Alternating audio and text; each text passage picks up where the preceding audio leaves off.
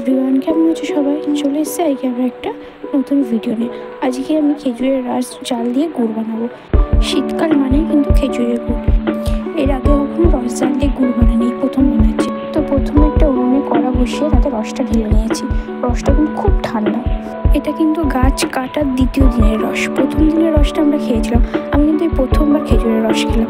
কেমন একটা মেটো মেটো গন্ধ, খেতে খারাপ না, ভালোই। রসটা জাল দেওয়ার সময় দেখবে উপরে ফেনা ফেনা হচ্ছে। ফেনাটাকে আমি একটা ছাঁকনি দ্বারা তুলে নিচ্ছি।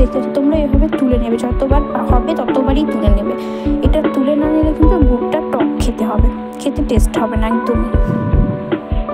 অনেকটা টাইম জাল দেওয়ার পরে কিন্তু রসটা ফোটা শুরু হয়েছে। রসটা ফোটার সময় যাতে উতলে না পড়ে তাই আমি কিন্তু একভাবে হাতা দিয়ে নাড়ছি। রস থেকে গুড় তৈরি করার পুরো বিষয়টা অনেকটাই সময় সাপেক্ষ, তাই যখন জাল দিতে বসবে সেভাবে হাতে সময় নিয়েই বসবে। আচ্ছা, তোমরা কে কে এবছর বলো তো খেজুরের রস খেয়েছো, আর কার কার খেতে ভালো লাগে সেটাও আমাকে কমেন্ট করে জানাবে। এটা কিন্তু একভাবে ফুটছে, এভাবে ফুটিয়ে যাবে যতক্ষণ রসটা কমে আসছে।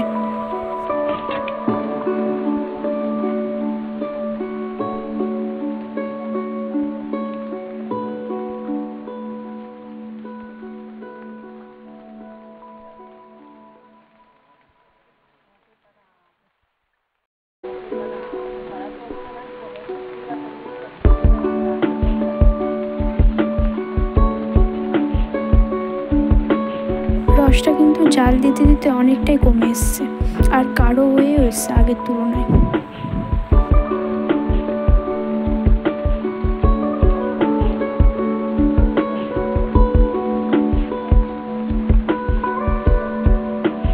দেখো, রসটা কিন্তু অনেকটাই কমে এসছে, ও হালকা লালচে ভাবও চলে এসছে।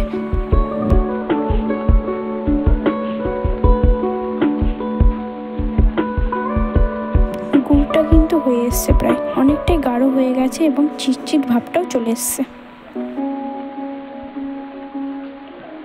দেখো, আমি কিন্তু চামচে করে তুলে তোমাদের দেখাচ্ছি যে গুড়টা কেমন দেখতে হয়েছে, আর কালারটা কিন্তু ঠান্ডা হলে আস্তে আস্তে চলে আসবে। আমি কিন্তু উনুনটা নিভিয়ে দিয়েছি যেহেতু গুড়টা পুরো রেডি হয়ে গেছে।